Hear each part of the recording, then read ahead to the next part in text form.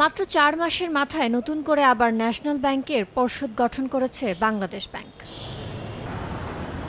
জানা গেছে, ব্যাংকটি ঘুরে দাঁড়ানোর ক্ষেত্রে বাংলাদেশ ব্যাংকের সঙ্গে অনেক বিষয়ে মতবিরোধ তৈরি হয় বৃহস্পতিবারই সদ্যবিদায়ী পর্ষদের চেয়ারম্যান সহ কয়েকজন পদত্যাগ করেন। এ অবস্থায় রোববার মালিকপক্ষের প্রতিনিধি খলিলুর রহমানকে প্রধান করে ১০ সদস্যের নতুন পরিচালনা পরিষদ গঠন করে দিয়েছে বাংলাদেশ ব্যাংক। এবার বাদ পড়েছেন পারভিন হক শিকদারও। এ বিষয়ে বাংলাদেশ ব্যাংক জানিয়েছে, ন্যাশনাল ব্যাংকের পরিচালনা পর্ষদকে আরও শক্তিশালী করতে মালিকপক্ষের প্রতিনিধিকে চেয়ারম্যান করে পর্ষদ পুনর্গঠন করা হয়েছে, যেন ব্যাংকটিতে সুশাসন নিশ্চিত হয়। তবে পদত্যাগ করা এক সদস্যের দাবি, ন্যাশনাল ব্যাংকের সার্বিক উন্নয়নে সবাই মিলে কাজ করতে চাইলেও বাংলাদেশ ব্যাংকের সঙ্গে মতবিরোধ হওয়ায় পদত্যাগ করেছেন তারা। এলো বেক্সিমকো বন্ড 15% মুনাফায় সর্বোচ্চ হারে সবার উপরে।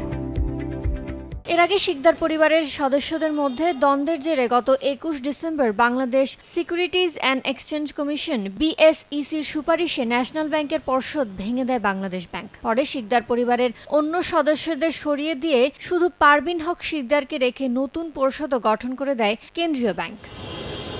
ইয়ানুর শিফাত, সময় সংবাদ, ঢাকা।